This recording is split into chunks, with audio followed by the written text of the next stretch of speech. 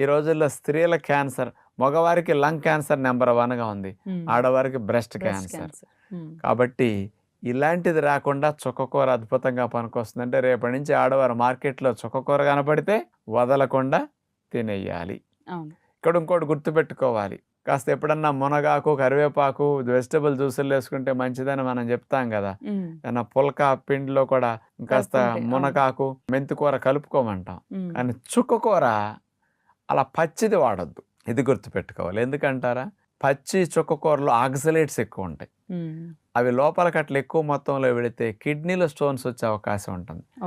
వండి తిన్నప్పుడు ఆక్సలేట్స్ తగ్గుతాయి. అందుకని చుక్కకూరని వండే తినాలి, పచ్చిగా వాడకూడదు, జ్యూసుల్లో వేసుకోకూడదు. ఈ హంగేరియా వారు దేశం వారు నిరూపించింది ఇంకోటి ఉందమ్మా. ఈ చుక్కకూరలో ఉండే ఫినోలిక్ యాసిడ్స్, ట్రైటర్పిన్స్, యాంతోక్వినోన్స్ ఇట్లాంటివన్నీ